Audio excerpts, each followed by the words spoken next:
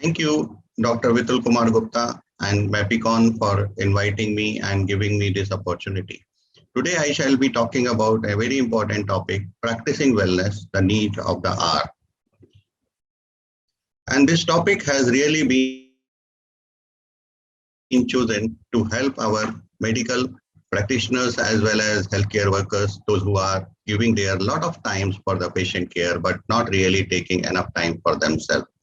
We all know since from the 1967 onwards, we have started shifting our priorities from the communicable diseases to the non-communicable diseases. Our focus has been shifted from sanitizations, poor nutrition, to the diseases which were caused by the overnutrition, physical inactivity, and of course, diseases of the tobacco uses and alcohol. So this shift in the health risk has really caused a lot of changes in our priorities, and it occurred because of the faster pace of the development in recent years which had in our country as well as across the world.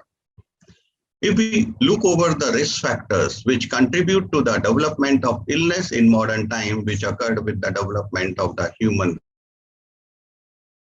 race, globalization, urbanization, income, aging, housing, education, social determinants, and these are the social determinants and drivers which may lead to the diseases when they get associated with behavioral risk factors like unhealthy diet, tobacco chewing, or sometimes use of the tobacco through the cigarette smoking, physical inactivity, and alcohol. We get high blood pressure, obesity, diabetes, and of course the high lipids, and they pose the risk for the cardiovascular diseases like heart attack, stroke, heart failure. Many of our youngsters are getting these diseases in their early age also. So WHO has really fixed up the definition of quality of life. Life is not simply a freedom from the disease. It is a multidimensional construct incorporating an individual's subjective perception of physical, emotional, and social well-being. That not only includes cognitive component, it also includes the emotional component. Cognitive component is reflected by our satisfaction, while emotional component is reflected by the happiness. So when we talk about the wellness and our quality of life, these two things really guide our this motto. One is the management of the risk factor, what we really discussed in the previous slide, and another which is less talked and rarely discussed is the focus on the key internal rhythm of the body. Our quality of life is lying on the four important key pillars, includes physical activity, enough movement of our body, recovery, maybe the form of the rest or sleep after doing a lot of activity and exercise and day-to-day work. Diet and nutrition also plays an important role. And of course, the emotional response or mindset is important for keeping us healthy in the real sense. When we do the physical activity, when it is in the adequate intensity, it protects against TNF alpha induced insulin resistance that we all know.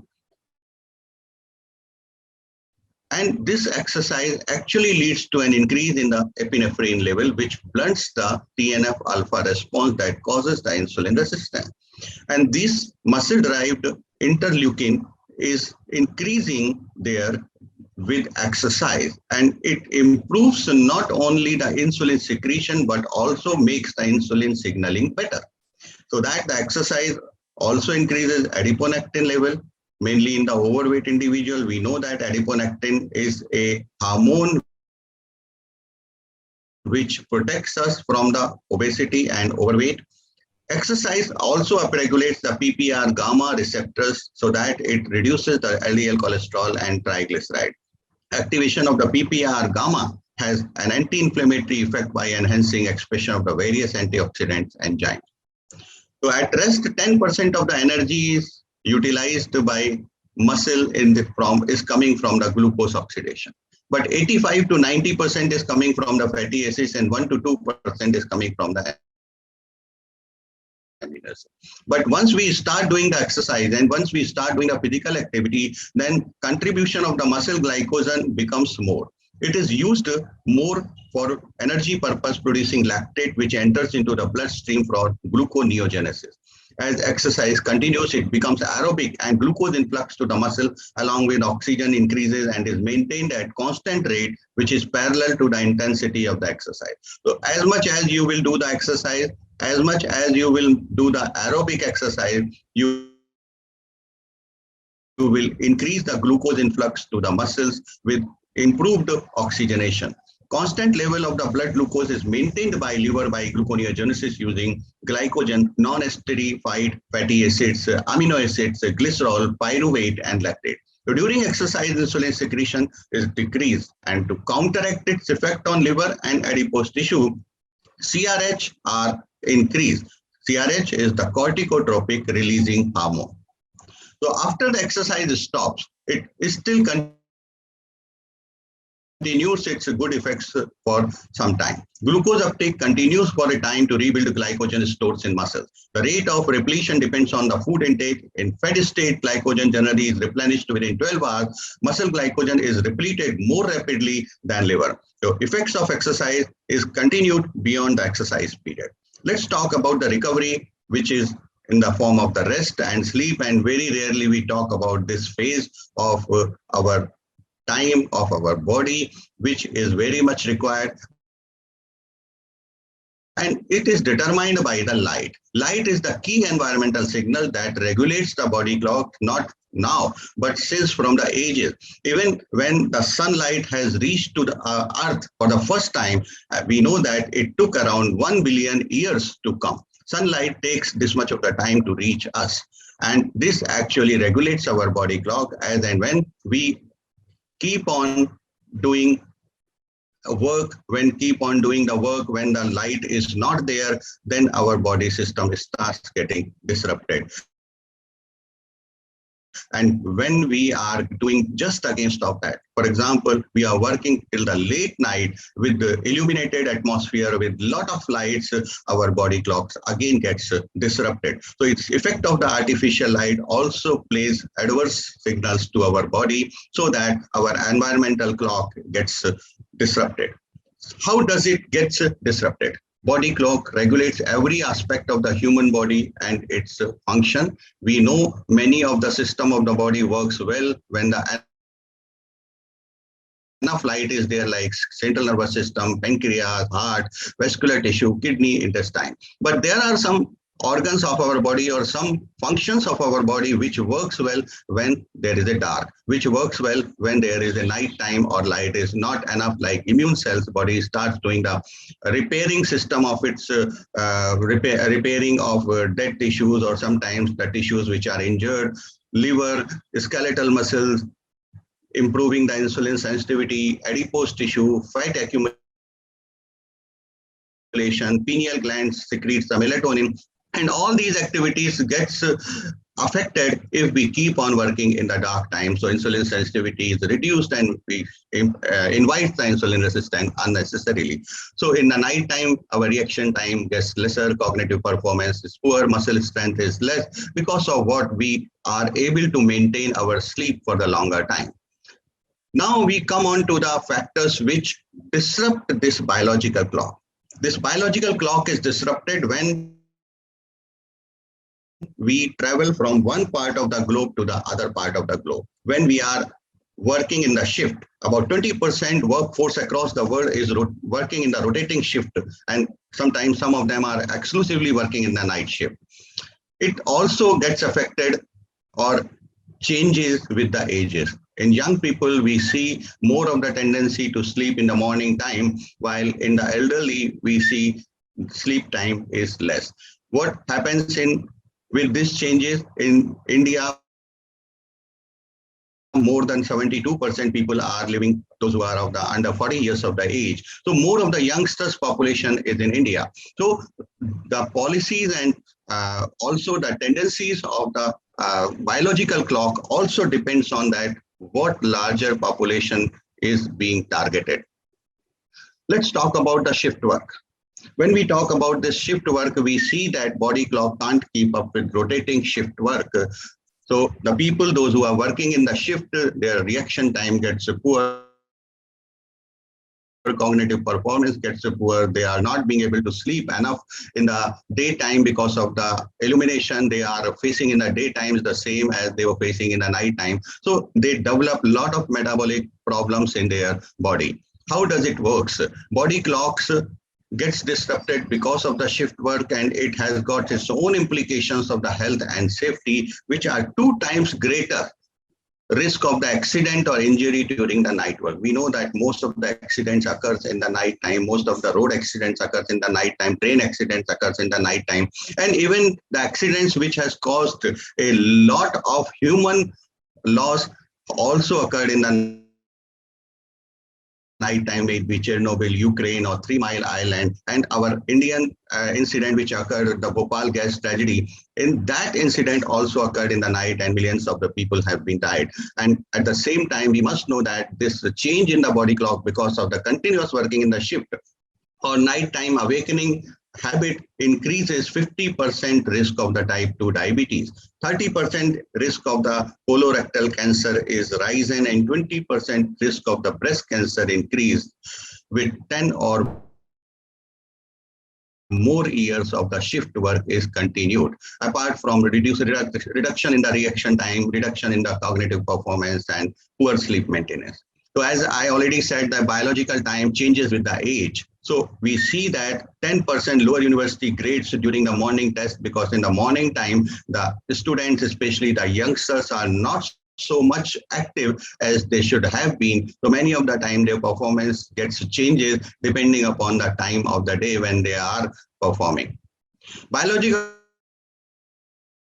clock weakens in the elderly. So in the elderly people, we see that body clock does not behave as good as it in the early age of the life. Neurodegenerative disorders and chronic and critically ill patients also plays the similar kind of the performance as the elderly people are showing. Light exposure is insufficient to support a normal body rhythm. Most of the time, the people, those who are admitted in the intensive care units, they also get a little less light exposure, and they pass on to the similar kind of the situation what we see in the elderly people, those who does not come out in the daylight. They are having the limited access to the natural daylight and environment with constant illumination.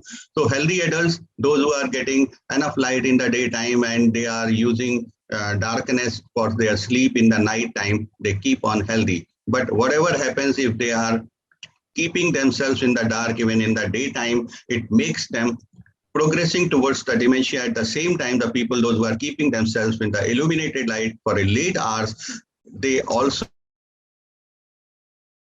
develop dementia in their fag end of the life, especially when they progress to the ages. The brain's master clock lies in the suprachiasmatic nucleus, and suprachiasmatic nucleus provides time of day information, the rest of the brain and body. So basically, it is the gateway of the light signals which enters through this in the body.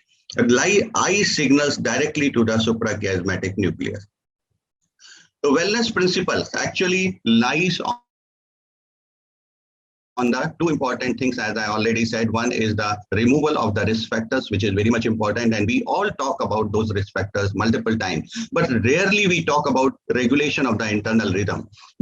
For regulation of the internal rhythm, the key factor is the autonomic balance. Autonomic nervous system is the main thing which keeps right the internal rhythm. How does it do that? If autonomic nervous system is unbalanced, it is more predominant in the thoracic organs, then we see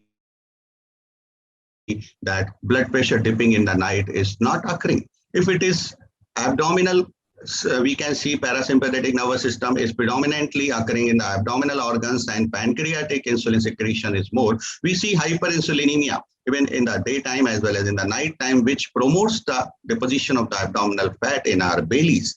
Simply, the sympathetic nervous system, which guides the muscular activities and which actually responsible for the glycemic uptake or glucose uptake in the peripheral tissues, we see that glycemic uptake in the peripheral tissues is reduced if it is not so much balanced and causing the hyperglycemia. So why rest and recovery, or what we call the sleep, is very much important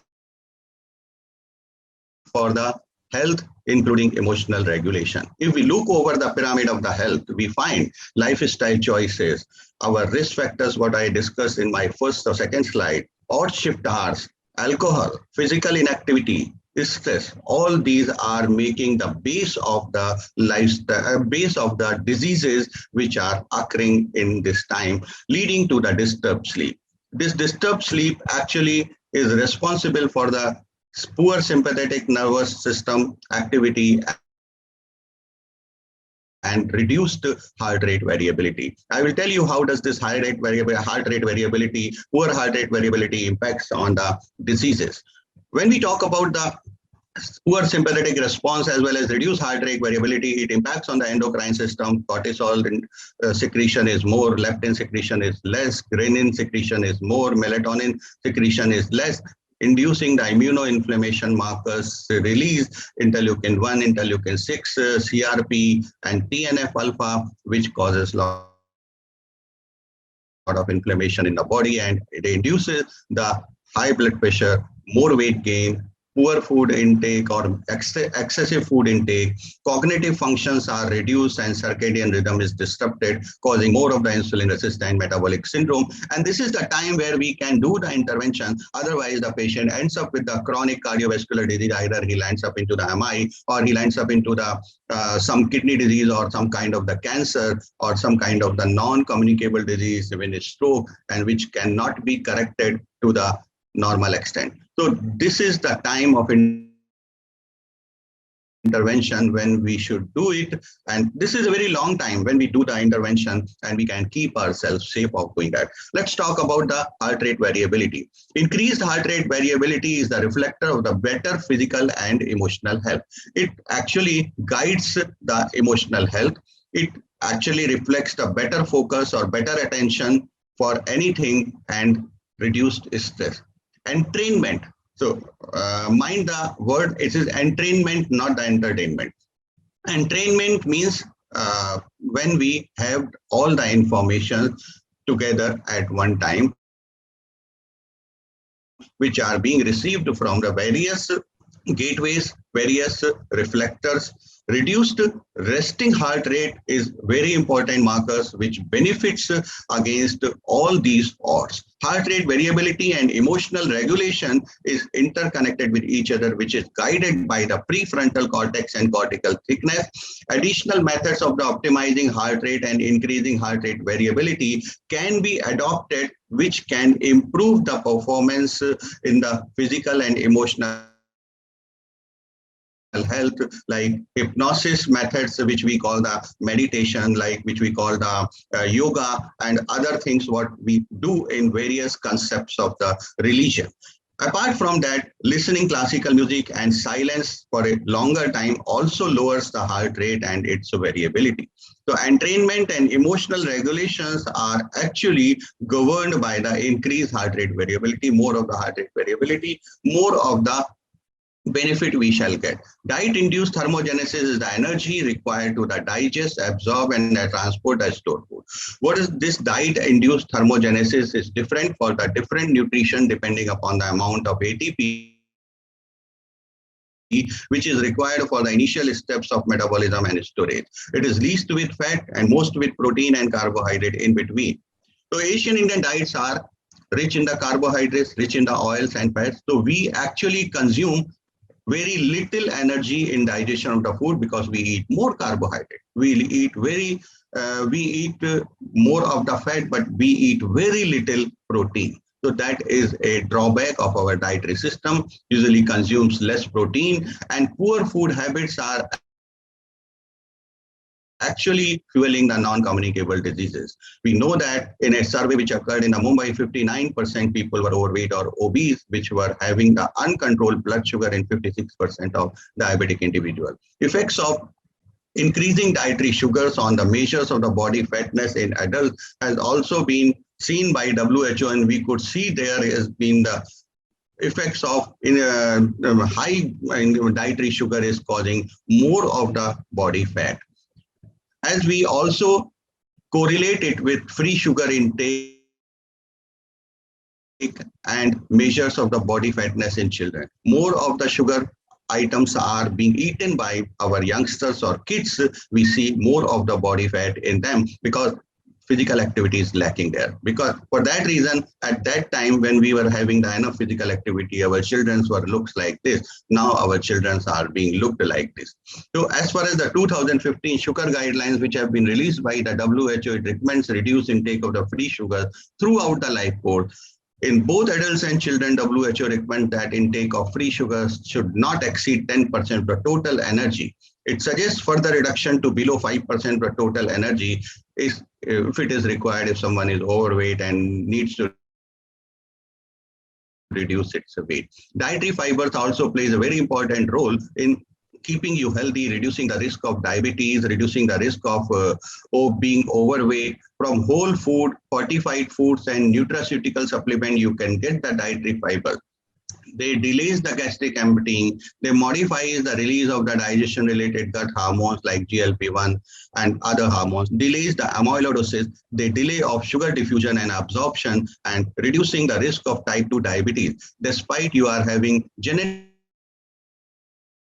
predominant, you may not develop the type 2 diabetes if you perform all these activities, you keep your diet regulated. And this is the method through which you can control the content of your diet and control the intake of your diet. You can see it here, 400 calories of the oil are consuming very little part of the stomach, while the 400 calories of the chicken having little more space occupying in the stomach, but 400 calories of the vegetable is giving you the full occupation of the stomach capacity, and this gives you the fullness, this gives you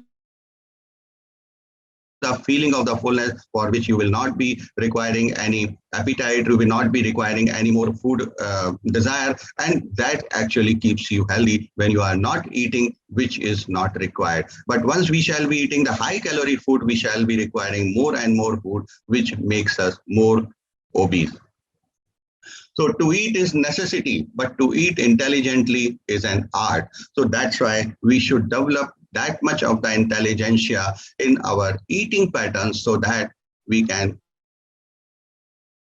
make it more useful for us to keep us free from the diseases. So this is the old saying which I would like to repeat it here: eat food as medicine, otherwise you will have to eat medicine as food. Thank you very much for your kind listening, and thank you Mapicon for giving me this opportunity to interact with the actual users and listeners of this idea. Thank you.